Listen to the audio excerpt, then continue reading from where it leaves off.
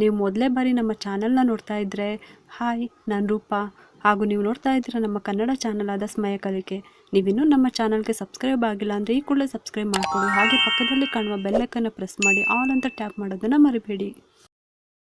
ಇವತ್ತಿನ ವಿಡಿಯೋದಲ್ಲಿ ವಿಶೇಷವಾದಂತಹ ಮಾಹಿತಿನ ನಾನು ನಿಮಗೆ ತಿಳಿಸ್ತಾ ಇದ್ದೀನಿ. ಇವತ್ತು ನಿಮ್ಗೆ ಇದನ್ನು ತಿಳಿಸ್ಬೇಕು ಅಂತ ತುಂಬ ಮನಸ್ಸಿಗೆ ಅನಿಸ್ತಾ ಇತ್ತು, ಅದಕ್ಕೋಸ್ಕರ ಈ ವಿಡಿಯೋನ ಮಾಡ್ತಾ ಇದ್ದೀನಿ.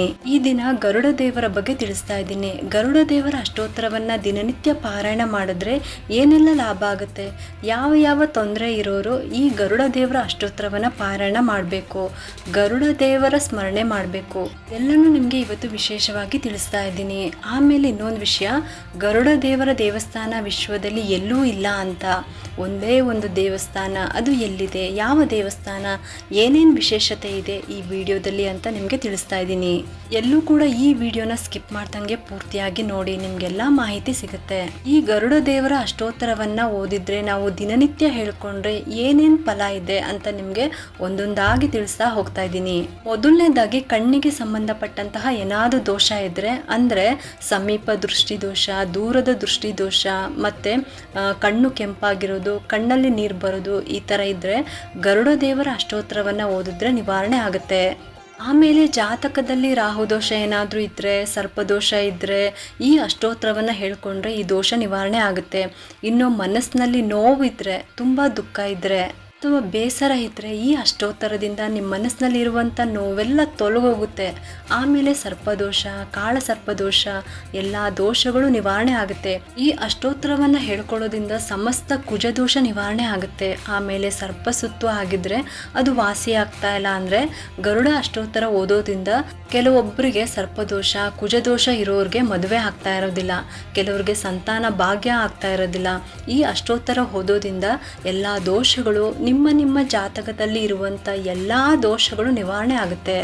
ಇನ್ನು ರಾಹು ನಕ್ಷತ್ರದಲ್ಲಿ ಜನಿಸಿದವರು, ಆರಿದ್ರ, ಸ್ವಾತಿ, ಶತಭಿಷ ನಕ್ಷತ್ರದವರು, ಮತ್ತು ಕೇತು ನಕ್ಷತ್ರದಲ್ಲಿ ಜನಿಸಿದವರು ಅಂದರೆ ಅಶ್ವಿನಿ, ಮಗ, ಮೂಲ ನಕ್ಷತ್ರದವರು, ಆಮೇಲೆ ಕುಜ ನಕ್ಷತ್ರದಲ್ಲಿ ಜನಿಸಿದವರು, ಗುರು, ಮಗಶಿರ, ಚಿತ್ತ, ಧನಿಷ್ಠ ನಕ್ಷತ್ರದವರು, ತರ ನಕ್ಷತ್ರದವರೆಲ್ಲರಿಗೂ ಕೂಡ ನಿಮ್ಮ ದೋಷಗಳೆಲ್ಲ ನಿವಾರಣೆ ಆಗುತ್ತೆ. ಕುಜ ದೋಷ, ಕೇತು ದೋಷ, ರಾಹು ದೋಷ ಏನೇ ಇದ್ರೂ ಇದರಿಂದ ನಿವಾರಣೆ ಆಗುತ್ತೆ. ಇನ್ನು ಮಿಥುನ ಲಗ್ನದಲ್ಲಿ ಜನಿಸಿದವರು, ವಿವಾಹದ ನಂತರ ಜೀವನದಲ್ಲಿ ನೆಮ್ಮದಿನೇ ಇಲ್ಲದೆ ಇರೋರು ಈ ಒಂದು ಅಷ್ಟೋತ್ತರವನ್ನು ಓದಿದ್ರೆ ನಿಮ್ಮ ವಿವಾಹದ ನಂತರದ ಜೀವನ ಶಾಂತಿಯುತವಾಗಿ ಜೀವನವನ್ನು ಮಾಡ್ಬೋದು. ಆಮೇಲೆ ದೈವ ದೋಷವನ್ನು ಹೊಂದಿದ್ರೆ, ದೈವ ಶಾಪದಿಂದ ಬಳಲ್ತಾ ಇದ್ದರೆ, ಆಶ್ಲೇಷ ಬಲಿ ಮಾಡಿಸಿದ್ರೂ ಕೂಡ ದೋಷ ಹೋಗಿಲ್ಲ, ಕಷ್ಟಗಳನ್ನು ಅನುಭವಿಸ್ತಾ ಇದ್ದರೆ ಅಂಥವರೆಲ್ಲ ಈ ಗರುಡ ಅಷ್ಟೋತ್ತರವನ್ನು ಓದೋದ್ರಿಂದ ಎಲ್ಲ ಸರ್ವ ದೋಷಗಳು ಕೂಡ ನಿವಾರಣೆ ಆಗುತ್ತೆ. ಆಮೇಲೆ ಸರ್ಪ ಸಂಸ್ಕಾರ ಮಾಡಿಸಿದ್ರೂ ಕೂಡ ದೋಷ ಹೋಗದೇ ಇದ್ದರೆ, ನೆನೆದ ಕಾರ್ಯಗಳು, ನೀವು ಅಂದ್ಕೊಂಡಿರುವಂಥ ಕಾರ್ಯಗಳು ಯಾವುದೂ ಆಗದೇ ಇದ್ದರೆ ಅಂಥವರು ಈ ಅಷ್ಟೋತ್ತರವನ್ನು ಹೇಳಬೇಕು. ಇನ್ನು ಸತಿಪತಿಯಲ್ಲಿ ಜಗಳ ಇದ್ದರೆ ಮತ್ತು ರಾಹು ಕೇತು ದೋಷ ನಿವಾರಣೆಗೋಸ್ಕರ ಪ್ರಸವ ಕಾಲದಲ್ಲಿ ಶಿಶು ಏನಾದರೂ ಅಂದರೆ ಮಗು ಕರುಳು ಬಳ್ಳಿನ ಮಾಲೆ ಥರ ಹಾಕ್ಕೊಂಡಿರುತ್ತಲ್ವ, ಕೆಲವು ಮಕ್ಕಳು ಈ ರೀತಿ ಹುಡ್ತವೆ, ಕರುಳು ಬಳ್ಳಿ ಸುತ್ತ ಹಾಕೊಂಡು ಹುಟ್ಟಿದ್ದಾರೆ ಅಂತ ಹೇಳ್ತೀವಲ್ವಾ, ನೋಡಿ ಈ ಥರ ಹುಟ್ಟಿದ ಮಕ್ಕಳಿಗೆ ದೋಷ ಇರುತ್ತೆ. ಆ ದೋಷ ಈ ಅಷ್ಟೋತ್ತರ ಓದೋದ್ರಿಂದ ನಿವಾರಣೆ ಆಗುತ್ತೆ. ಗರುಡ ಅಷ್ಟೋತ್ತರವನ್ನು ಓದೋದ್ರಿಂದ ಮಕ್ಕಳು ತುಂಬ ಅನಾರೋಗ್ಯದಿಂದ ಬಳಲ್ತಾ ಇದ್ರೆ, ಯಾವಾಗಲೂ ಜ್ವರ ಬರ್ತಾನೆ ಇದೆ ಅಂತ ಅಂದರೆ, ಆಮೇಲೆ ವಾಸಿನೇ ಆಗ್ತಾ ಇಲ್ಲ, ಮಗುಗೆ ಬಿಟ್ಟು ಬಿಟ್ಟು ಜ್ವರ ಬರ್ತಾ ಇದೆ, ಮತ್ತು ಕತ್ತು ಸರಿ ಇಲ್ಲ ಮಕ್ಕಳಿಗೆ, ಸೊಂಟ ಸರಿ ಇಲ್ಲ, ಮಕ್ಕಳು ಕೂರೋದಿಕ್ಕೂ ಆಗ್ತಾ ಇಲ್ಲ ಅಂತ ಅಂದರೆ ಗರುಡ ದೇವರ ದೇವಸ್ಥಾನಕ್ಕೆ ಹೋಗ್ಬಿಟ್ಟು ಪೂಜೆನ ಮಾಡಿಸ್ಬಿಟ್ಟು ಎಣ್ಣೆಯನ್ನು ಅಭಿಷೇಕ ಮಾಡಿ ತೊಗೊಂಡು ಬಂದು ಇಂಥ ಒಂದು ಮಗುಗೆ ಆ ಎಣ್ಣೆಯಿಂದ ದಿನನಿತ್ಯ ಮಸಾಜನ್ನು ಮಾಡಿಬಿಟ್ಟು ಈ ಅಷ್ಟೋತ್ತರವನ್ನು ಹೇಳೋದ್ರಿಂದ ಮಗುವಿನ ನರಗಳಿಗೆ ಶಕ್ತಿ ಬರುತ್ತೆ. ಅಂಥ ಒಂದು ವಿಶೇಷವಾಗಿರುವಂಥ ಅಷ್ಟೋತ್ತರ ಗರುಡ ದೇವರ ಶಕ್ತಿ ಅಂತಲೇ ಹೇಳ್ಬೋದು.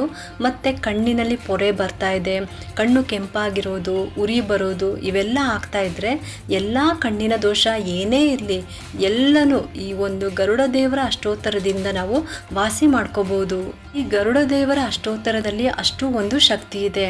ಈಗ ಇಷ್ಟೊತ್ತು ಏನೇನು ಹೇಳಿದ್ನೋ ಎಲ್ಲನೂ ನಮ್ಮ ಜೀವನದಲ್ಲಿ ನಮಗೆ ಒಬ್ರಲ್ಲ ಒಬ್ರಿಗೆ ಒಂದಲ್ಲ ಒಂದು ಕ್ಷಣ ಹಾಗೇ ಆಗಿರುತ್ತೆ. ನಮಗೆ ಈ ಥರ ಎಲ್ಲ ಯಾಕೆ ಆಗುತ್ತೆ ಅಂತ ನಮಗೆ ಗೊತ್ತಾಗ್ತಾನೆ ಇರೋದಿಲ್ಲ ಅಲ್ವಾ. ಇಂತಹ ಒಂದು ಶಕ್ತಿಯುತವಾದಂತಹ ಅಷ್ಟೋತ್ತರ ಇದೆ ಅಂತಲೂ ಕೂಡ ನಮಗೆ ಗೊತ್ತಿರೋದಿಲ್ಲ. ಅದಕ್ಕೋಸ್ಕರ ನಾನು ಈ ವಿಡಿಯೋನ ಮಾಡ್ತಾ ಇದ್ದೀನಿ. ಎಲ್ಲರೂ ಗರುಡ ದೇವರ ಅಷ್ಟೋತ್ತರವನ್ನು ದಿನನಿತ್ಯ ಹೇಳ್ಕೊಳ್ಳಿ, ಪಾರಾಯಣ ಮಾಡಿ. ಗರುಡ ದೇವರಿಗೆ ಅಷ್ಟು ಒಂದು ಬಲ ಇದೆ. ಆಮೇಲೆ ಗರುಡ ದೇವರ ಒಂದು ಮಂತ್ರವನ್ನು ಕೂಡ ಹೇಳ್ಕೊಡ್ತಾ ಇದ್ದೀನಿ. ದಿನನಿತ್ಯ ನೀವು ಈ ಗರುಡ ದೇವರ ಮಂತ್ರವನ್ನು ಕೂಡ ಹೇಳ್ಕೊಳ್ಳಿ. ಈ ಮಂತ್ರವನ್ನು ಅಷ್ಟೋತ್ತರವನ್ನು ನಾನು ಡಿಸ್ಕ್ರಿಪ್ಷನ್ ಬಾಕ್ಸ್ನಲ್ಲೂ ಕೂಡ ಬರ್ದಿರ್ತೀನಿ. ನಿಮಗೆ ಯಾರ್ಯಾರಿಗೆ ಈ ದೋಷ ಇದೆ ಈ ಒಂದು ಮಂತ್ರವನ್ನು ಹೇಳ್ಕೊಳ್ಳಿ, ಅಷ್ಟೋತ್ತರವನ್ನು ಹೇಳ್ಕೊಳ್ಳಿ. ಕುಂಕುಮಾಂಕಿತ ವರ್ಣಾಯ ಕುಂದೇಂದು ಧವಳಯಾಚ ವಿಷ್ಣುವಾಹನ ನಮಸ್ತುಭ್ಯಂ ಪಕ್ಷಿರಾಜಾಯತೆ ನಮಃ. ಈ ಒಂದು ಮಂತ್ರವನ್ನು ನಾನು ಸ್ಕ್ರೀನ್ ಮೇಲೂ ಕೂಡ ಕೊಟ್ಟಿರ್ತೀನಿ. ಆದರೆ ಅಷ್ಟೋತ್ತರ ಇದರಲ್ಲಿ ಕೊಡೋದಕ್ಕಾಗಲ್ಲ, ತುಂಬ ದೊಡ್ಡದಿದೆ. ಅದಕ್ಕೋಸ್ಕರ ನಾನು ಡಿಸ್ಕ್ರಿಪ್ಷನ್ ಬಾಕ್ಸ್ನಲ್ಲೂ ಕೂಡ ಎರಡೂ ಕೂಡ ಬರೆದಿರ್ತೀನಿ. ವಿಷ್ಣು ವಾಹನ ಗರುಡ ದೇವರು, ತುಂಬ ಶಕ್ತಿಶಾಲಿ ಗರುಡ ದೇವರು. ಏನೇ ದೋಷ ಇರಲಿ ಅಷ್ಟೋತ್ತರವನ್ನು ಕೇಳಿ, ಇದು ಗರುಡ ದೇವರ ಮಂತ್ರವನ್ನು ಹೇಳ್ಕೊಡಿ, ಎಲ್ರಿಗೂ ಕೂಡ ಫಲ ಸಿಗುತ್ತೆ. ಆಮೇಲೆ ವಿಶ್ವದಲ್ಲೇ ಗರುಡನಿಗೆ ಅಂತ ಎಲ್ಲೂ ಕೂಡ ದೇವಸ್ಥಾನ ಇಲ್ಲ. ಒಂದೇ ಒಂದು ಕಡೆ ಇರೋದು, ಅದು ಭಾರತದಲ್ಲಿ ಕರ್ನಾಟಕ ರಾಜ್ಯದ ಕೋಲಾರ ಜಿಲ್ಲೆಯ ಮುಳುಬಾಗ್ಲು ಪಟ್ಟಣದ ಕೋಲಾದೇವಿ ಗ್ರಾಮದಲ್ಲಿ ಮಾತ್ರ ಇದೆ. ಇದೇ ನೋಡಿ, ನೀವಿಲ್ಲಿ ನೋಡ್ತಾ ಇದ್ದೀರಲ್ವಾ, ಆ ಗರುಡ ದೇವಸ್ಥಾನದ ಮೂಲ ಮೂರ್ತಿ. ಇದೇ ಥರನೇ ಅಲ್ಲಿ ಗರುಡ ದೇವರು ಇರ್ತಾರೆ. ಮುಳುಬಾಗ್ಲು ಪಟ್ಟಣದ ಕೋಲಾದೇವಿ ಗ್ರಾಮದಲ್ಲಿ ಇದೆ ಒಂದೇ ಒಂದು ಏಕೈಕ ದೇವಸ್ಥಾನ, ಗರುಡ ದೇವರ ದೇವಸ್ಥಾನ. ತುಂಬ ವಿಶೇಷವಾಗಿರುವಂಥ ಗರುಡ ದೇವರು ಏಕಾಶಿಲೆನಲ್ಲಿ ಇದ್ದಾರೆ. ಅಲ್ಲಿ ಹೋಗಿ ಬಂದರೆ ಸಾಕು, ಖಂಡಿತವಾಗ್ಲೂ ನಿಮ್ಮ ಎಲ್ಲ ಸಮಸ್ಯೆಗಳು ಕೂಡ ದೂರ ಆಗುತ್ತೆ.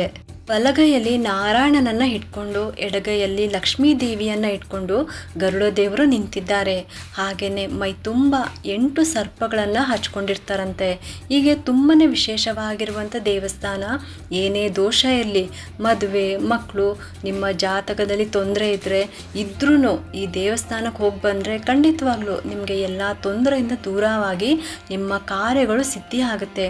ಇದಿಷ್ಟು ಗರುಡ ದೇವರ ದೇವಸ್ಥಾನದ ಮಾಹಿತಿ. ಮತ್ತು ನಿಮಗೆ ಗರುಡ ಅಷ್ಟೋತ್ತರದ ಬಗ್ಗೆ, ಗರುಡ ಮಂತ್ರದ ಬಗ್ಗೆ ಕೂಡ ತಿಳಿಸ್ಕೊಟ್ಟಿದ್ದೀನಿ. ಪ್ರತಿದಿನ ಹೇಳ್ಕೊಳ್ಳಿ, ಗರುಡ ದೇವರ ಮಂತ್ರವನ್ನು ಕೂಡ ಹೇಳ್ಕೊಳ್ಳಿ, ನಿಮ್ಮ ಎಲ್ಲ ದೋಷಗಳು ಕೂಡ ದೂರ ಆಗುತ್ತೆ. ಈ ಒಂದು ಉಪಯುಕ್ತ ಮಾಹಿತಿ ನಿಮ್ಗೆ ಇಷ್ಟ ಆಗಿದೆ ಅಂತ ನಾನು ಭಾವಿಸ್ತಾ ಈ ವಿಡಿಯೋನ ಮುಗಿಸ್ತಾ ಇದ್ದೀನಿ.